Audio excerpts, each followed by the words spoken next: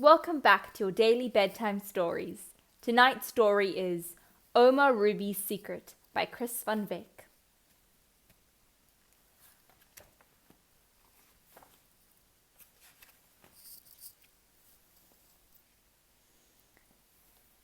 This is the story of a real boy and a real Ouma.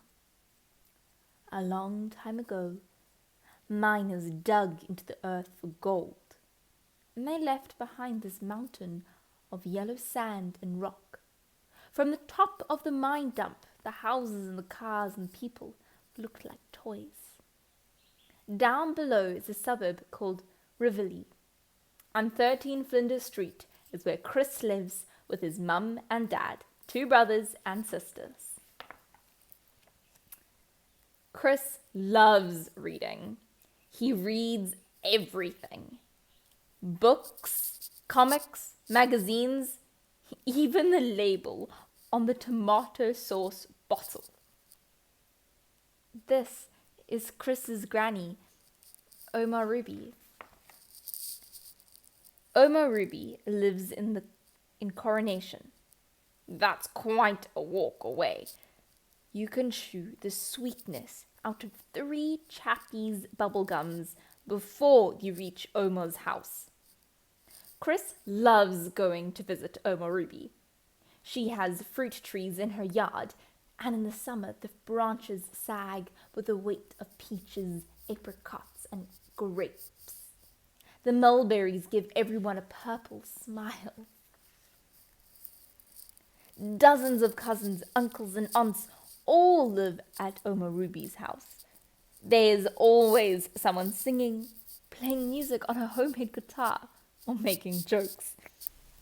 That's why Chris loves going to Ouma Ruby's for the school holidays. One morning, Chris jumps out of bed. Outside, the sun is shining. The sparrows and turtle doves are singing in the trees and on the power lines. Chris is excited because today is a special day. He has to meet Ouma in town. But why? He doesn't know. All she said was, "You'll see."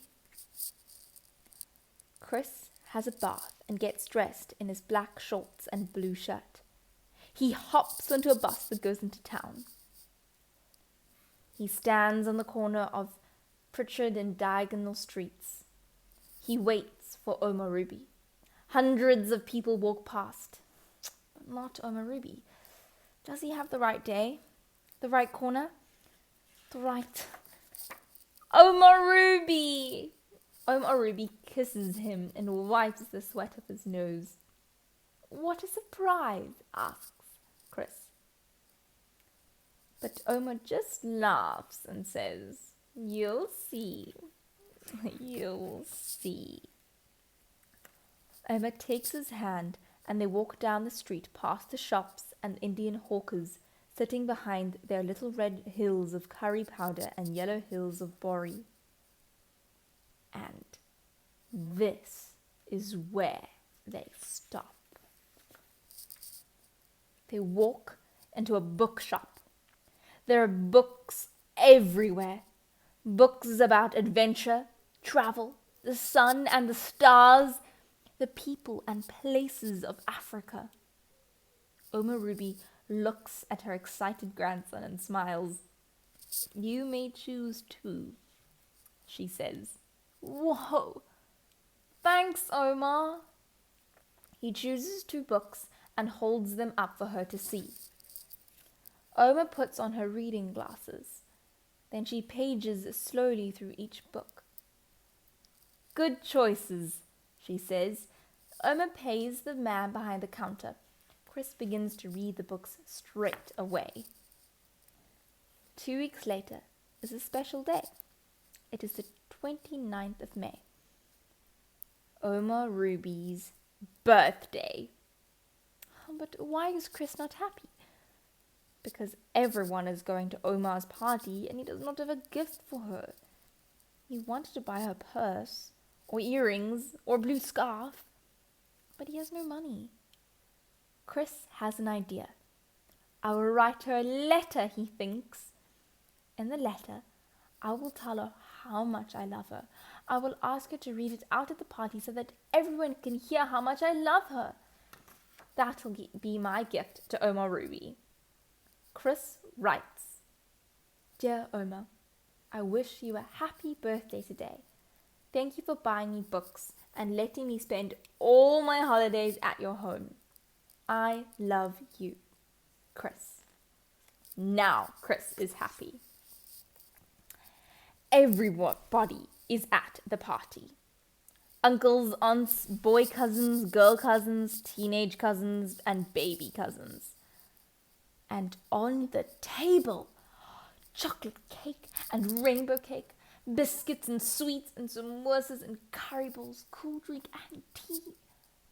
And Ouma Ruby, smiling and happy, while everybody sings, Happy birthday to you.